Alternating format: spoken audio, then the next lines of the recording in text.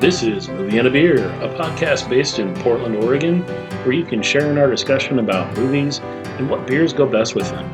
From classic cinema to the latest blockbuster, we all can use a little help figuring out what beers to enjoy in the theater or at home. So listen in and explore with us the vast world of ales and lagers to pair up with your movie experience.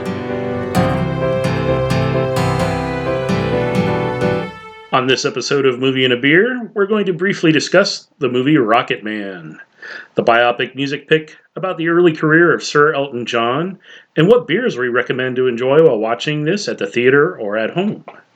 Please note this podcast is meant to be an informal discussion about the movie without many plot spoilers because those suck. The beers we selected for this movie should be available at your local bottle shop or finer grocery store. As we watched this film at our house, at my house actually, as an amazing film, we really, I think all three really enjoyed it, but none of us really knew a whole lot about Elton John. And so what did we think of Taron Egerton's portrait of Mr. Elton John's career and life? At least the earlier parts. He's still alive, so. Yeah. He could have a follow-up. Rocketman. Rocket Old Man. Well, he's married with kids now. I mean, I think this is his second marriage now? Yeah. At least if you believe what's portrayed in the movie. Yeah, because I don't think he ever married the guy for... No, but he did. They talk about it at the very end of the movie. They do have current status of what he's doing and what he's done since he decided to go sober and no longer partake in the rock and roll lifestyle. Mm-hmm. Did you guys see this Elton John video, I Want Love, with Robert Downey Jr.? You guys seen that? No. What? Yeah. Wow. Came out 2001, I think. Cool. Never seen it, but I would vote if they make a sequel. Let's have Robert Downey Jr. That guy's not doing anything either, right? Well, not even anymore. Obama got all this free time now. As of right now of this recording, yeah. If you haven't seen it, come on, this is not even a plot spoiler. We don't have Iron Man anymore. He's basically... But we're digressing into nerddom instead of talking about the movie we just watched. What? Well, if they do another movie, you're right. True. You are correct. True. I really liked it. All right. I like the actor. I never know how to say his name, but I do enjoy his work. Eggsy. I only know him from the other movies I've seen him in. The Kingsman. The Kingsman. That's the only movie I've seen him in. Bit of trivia. This isn't the first time he's sang Elton John. That movie Sing, that kids movie that was basically American Idol but with all animals. He plays the gorilla that sings I'm Still Standing. Oh. Wait, this guy does? Mm-hmm. Oh, no way. I know Elton John was in that. Well, I think he was a producer on that, but Taron Egerton, Eggsy, whatever, Whoozy What's It, sings in that movie too. I thought it was really cool that Billy Elliot wrote all of Elton John's songs. That caught me for a second. I had no idea. That's how little about Elton John I know. Yeah, I had no clue that he didn't write them. Well, he wrote the songs. He just didn't write the lyrics. Yeah, you were right. A majority of the lyrics. Yeah. So, I mean, he did find inspiration through, the movie covers how he and Bernie met through the studio that he went to begging for work, and they became friends. And needless to say, they're still friends. They did break up for a little bit. But they haven't had an argument in 50 years, according to the film. Yeah.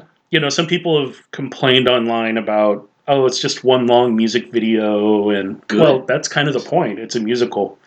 It's meant to integrate how the songs portray his life. And even though he didn't write the lyrics, they still stand for the things that he went through. And they're portrayed pretty well in the movie. I think it was really well acted. A lot of guest appearances from some, I guess, medium to large Hollywood actors in it. It took me a minute to realize Bryce Dallas Howard was playing his mom. Yeah. She seems familiar. Why is she familiar?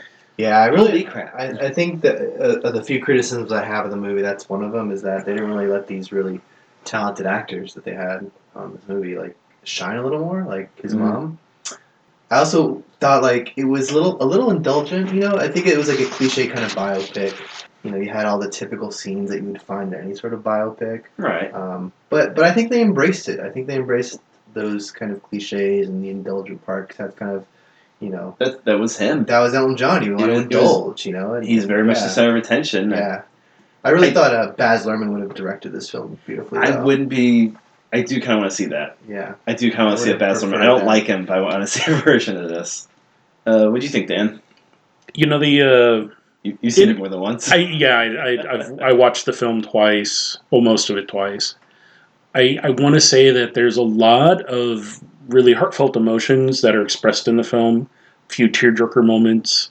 Definitely the characters are wearing their emotions on their sleeves, and the actors portray that really well. Their brightly bedazzled sleeves. Yes. The costumes were definitely part of the persona, and some of the scenes at the earlier parts of the film where Elton learns about from other successful artists, like what do you need to do to become successful?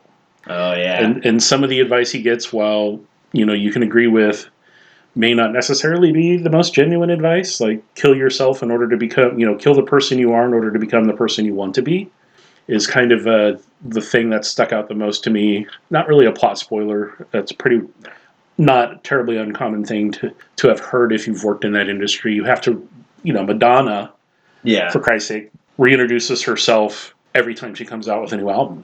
Mm-hmm. It's worked for her, and it worked for Elton John. Maybe sage advice for those one-off, super rare, exceptionally talented people. But, I think being, as Bernie put in the movie a number of times, he kept asking him, Elton, why don't you just step back and just be you? Which, in the end, that's what he ended up having to do. He walked away from it, as people know, and got married, has kids, they adopted, and is living a very comfortable life now. He's going on his last tour. Can anybody lend me $3,000 so I can get front row tickets to Tacoma's show? Anybody? I feel like that's all? Only $3,000? Well, they're $1,500 each, plus tax. Oh, you're taking me with. That's awesome. Yeah. Thanks. Can anybody lend me? Sorry, Dan. It would be an interesting show. I'm wondering if he's still doing the stage antics or if it's all. It's probably toned down since he's up there in years, I would think. I think at this point he's just got it pretty much dialed in, and he could phone it in, and it'd probably still be a FaceTime it. Not that a pre-recorded thing. Not that kind of phone it in. Come on. What? Okay, so is this your favorite biopic of a musician? No, I'm not going to be long on it, but Chadwick Boseman playing James Brown. Oh my god, that was incredible. That was pretty. That was so good. That was pretty damn good. Anytime someone's like, "Oh, all he does is stares in the middle distance as Black Panther." Oh no, that kid can act. But I mean, this was up there. Like the whole music video aspect really spoke to me, especially when he I blank on the song when the piano keeps spinning and showing his new costumes, new costume. You seeing him just kind of go nuts. So this is really good. Yeah, this is visually just enticing. Yeah, I mean, it really does. I think he's trying to express, since Elton was one of the executive producers, and I'm imagining he probably had a lot of hand in writing the film, since it is about him. But I don't think he necessarily wants it to be a direct biopic, so to speak. Right. I mean, it just... Yeah, they took liberties, for sure. Yeah, but it does tell you about the evils of the industry, of the music industry, and that people will use you just to, get ahead, and... that happens. I mean, that's a very common thing that happens to people, especially back in the 70s and 80s when his career took off. Yeah, the truth is so cliche. It's it's shocking to feel like that's not far from the truth. That there's people like that were just leeching on to these really talented individuals, and they, a lot of them needed help because there weren't as many self-help books back then, right? Yeah, it hadn't been blown up. They didn't have Oprah then, so how are you going to learn how to cope with your emotions? So I can't even imagine. How are you going to learn to Copra with your emotions? This has been my TED Talk. How to Copra with your emotions by Blake. It's one page. It's just buy everybody a car. I love that. I feel a little awkward in this movie, drinking beer and watching a little bit struggle with alcohol. Ironically, I don't think we didn't know this before we watched it, right? Correct. The beer we chose is in the movie. Oh no shit! As when it's early on, when they're still touring as a backup band. We see them knock back a couple of what's it called? Chimay. And Dan pointed out, I was oh my, because whenever we watch movies, Dan points out where the beer is, and I'll point out oh man, I know that actor and that voice and this thing. That seems like a perfect segue to talk about beer. Yeah, it was wild drinking Chimay and seeing them knock it back on the bus. And literally in the back of the bus. Yeah. All right. Yeah. So yeah, as Blake mentioned, I picked Chimay. We have 3 versions of the Chimay beer that we got at a local bottle shop. Which I say, spoiler alert, excellent choice. Yeah, I liked it. it's a Belgian beer. It's been around a long time. The 3 you might be able to find just 1 or 2 of the labels, but we were able to find all 3, the red, white, and blue label. There is a gold that's available out there, but they didn't have it at the shop. These are bottle conditioned, very complex, large, big Trappist Belgian beers. I mean, it's meant to be sipped and let warm up. I mean, Blake took the big 22-ounce wine bottle, basically. And I downed it, and I'm feeling very Yeah, sick. the blue label typically is only sold in the larger wine bottle size. Take the cork out, let it sit for a little bit, pour yourself some, let that warm up. And it is a 9% beer. I think out of the 3, this was my favorite, even though the Chimay Red, which we had while we were watching the film today, also we did drink a little bit of the Chimay White, a little bit more sharper than the other 2. And I think this one out of them, very smooth, goes well with it, but I would agree, kind of odd to watch a biopic about someone going through alcoholism while you're drinking beer, but none of us got drunk. No, we Yes. didn't. We controlled our... I didn't rise to meteoric fame and then use pills and then dress really fancy. I would have brought you back down. Don't Yeah, worry. Appreciate I would have that. been there for you. Yeah, so Thanks, Bernie. so the white label one, which we had first, was what's called a Belgian triple. So it's beers de Chimay, and it's kind of a brown orangish color, really nice, but it has more of a Hefeweizen wild yeast approach to it. So that one was, if you're not an experienced beer drinker and have never had the style before, it might be a little challenging. And I think, Blake, you mentioned that it's a little forward. It's got some body and character to it that's a little bit more than what one might enjoy with this type of film. Yeah, I think if I had it after the red, I would have been like, oh, I don't want this at all. Yeah. Having it first, like, okay, this is something. Yeah, the red label one is just a double, a Belgian double. It's a very kind of deep copper, really nice. Does have a little bit of clove and ginger spice to the front of it. There's definitely some yeast and some dried fruit on the mid and back, and also it very well balanced. You can kind of taste the bottle aging that comes through in the yeastiness, kind of lets the fruit express itself. Old dried fruit is what I kind of really think about when I think about this double. That does have a little bit of an alcohol hit to it, more than the white label, but surprisingly the blue label, which is the Belgian Strong Dark Ale, which is 9%, doesn't taste any alcohol at all to me. I mean, maybe it's because we already had one prior to this, but it tastes like a barley wine, so it's a little sweet. It does have a kind of a wine barrel approach Definitely cup of sweet. Oh, yeah. you get this really full round fruit finish on it, and it's a really nice kind of brown, more brown than red, kind of coppery color. The head, when you first open the bottle and pour some out, you should always let it warm up a little bit before you pour some, but we didn't. We let it warm up in the glass. The head's going to recede, obviously. You're not going to get a lot of lacing because of the amount of sugars that are in this. The head's going to drop really quickly because of its higher sugar content. Higher alcohol content beers tend not to retain their heads very much. It's the proteins that are going to allow the head to retain and be there. And you're still going to get aromatics off of it, but this one is so subtle. It's a really nice, beautiful, really complex beer. And again, they were drinking Chimay Red in the back of the bus, so to speak, but I think the Chimay Blue, for us, I think this was the winner for me. Yeah, I would say the film's 180 minutes long, which is 2 hours? No, it's only 121 minutes. 121 we minutes. talked about this last Oh, what? Yeah. We have the wrong time on our sheet. Sorry, guys. I also can't tell time. I'm a millennial. Analog clocks are scary. Well, it's how long again? About 120 minutes. 121 minutes. Yeah. Okay, so just about 2 hours. If you get like the big blue bottle and just sip it throughout the movie, it'd probably be just perfect. Yeah. You'll make it a little buzz. You won't get wrecked, and you have this tasty kind of evolving thing to sip on while Elton goes through this sometimes tragic, sometimes incredible life.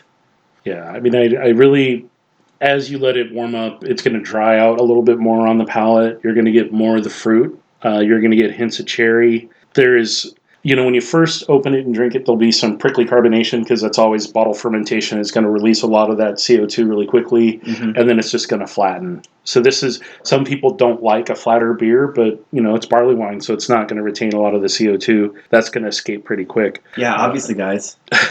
That made perfect sense to me as well. Yeah. Well, we're learning about beer while we're learning about films. It's How all hard good. would it be to be in that AA meeting with Elton John and like not want to drink one of these delicious beers? Like listening him as he tells these stories. I'm like, this is too much, man. The messed up part is how you're like got leg crossed and just sipping this, going fascinating. Yeah, right. Go on. Whoop, spilled. And that's kind of what we did tonight. It's like you feel like, and that's the premise of the story. Not to completely plot spoil it, but he tells the story. So it starts with him in rehab, and he's telling his story to the people in his group that he's working with to recover and to find a new way in life. And I think he succeeded, obviously, in doing that. But discovering that life isn't all about music, and everyone has their own issues, and how to address the problems that you have in your life other than just owning up to them and working through it, which is a great story to tell. It's just you now have this great backdrop of music to tell it with, which I think is really successful. Music and beer makes everything better. Mm-hmm. That's a t-shirt. And movies. TM. That's our t-shirt. Please don't steal it. You guys want a piece of trivia I found that just blew my mind? Sure. Taron Egerton wasn't his first choice to play him. His first choice to play him was Justin Timberlake.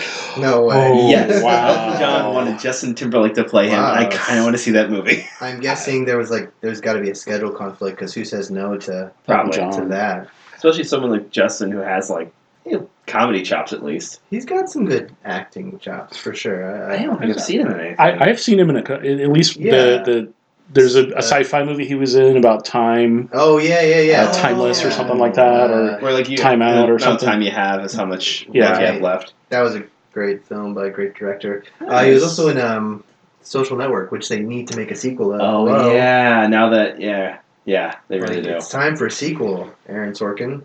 Yeah, get on it, you turd. That was a great movie. Thank you for listening, Aaron Sorkin. Who was that? Yeah, exactly. But it's gonna happen now. But yeah, that just blew my mind. I'm glad I waited till after the movie to look it up. That's a good fact. I like that. That guy can dance too. Mm-hmm. And sing. Come on, that would have been perfect. Yeah. You just ruined the movie for me. You're welcome. Spoiled it. I actually liked it. Now I hate it. I'm off to ruin my next friend's opinion of films, and I run off with a cape flapping. Hated it. All right, so I think we're a big 3 thumbs up on this film. Very worth the time to watch. You can take breaks from it. You don't have to watch it all in one sitting, which is kind of nice. It is just basic storytelling. There's not a lot of super fancy special effects, but there is some great filmmaking, and the cinematography is really well done. There isn't, and Blake and I talked about this, about some other films we watched recently. There's no handy cam, thank God.